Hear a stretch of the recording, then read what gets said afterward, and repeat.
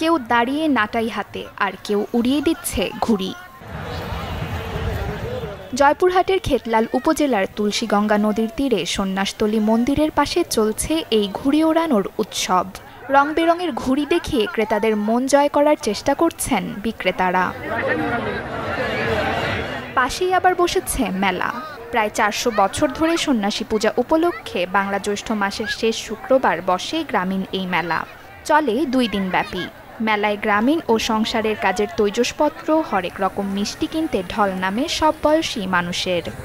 এটা সন্ন্যাসতলী ঘুড়ির মেলা। এখানে আমরা ঘুড়ির মেলার উপলক্ষে সবাই আসি, আমার বন্ধু বান্ধব আসে, কিনি এবং দেখি, ঘুড়ি উড়াই, ভালো লাগে। সন্ন্যাসতলী মেলাতে আসছিলাম ঘুড়ি কিনতে, দেখলাম ভালো লাগলো। আমার অনেক দিনের ইচ্ছা ছিল এই সন্ন্যাসতলী মেলাতে আসার। আজকে সে আশাটা পূরণ হলো, কারণ আমার ছেলে আজকে প্রথম আসা এবং তার ইচ্ছা ছিল যে একটা ঘুড়ি কিনবে। সে আজকে এই মেলাতে ঘুড়ি কিনছে, সে অনেক হ্যাপি এবং তার সঙ্গে আমি অনেক খুশি। এই ঘুড়ি মেলাতে এখানে জ্যৈষ্ঠী মাসের শেষ শুক্রবারে প্রত্যেকবারে আসি এবং বেচা কেনা খুব সুন্দর হয়, ওই জন্য আমরা আসি বগুড়া থেকে। সন্ন্যাসতলী মেলাতে আসি, খুব মান ভালো এবং বেচা কেনা খুব সব্বর মতো চলে এবং খুব মানের চলে। প্রতিবারের মতো এবারের আয়োজনও চলছে শান্তি ও সৌহার্দ্যপূর্ণ পরিবেশে। মেলার আইন শৃঙ্খলা পরিস্থিতি স্বাভাবিক রাখতে সব ধরনের প্রস্তুতির কথা জানান আয়োজকরা।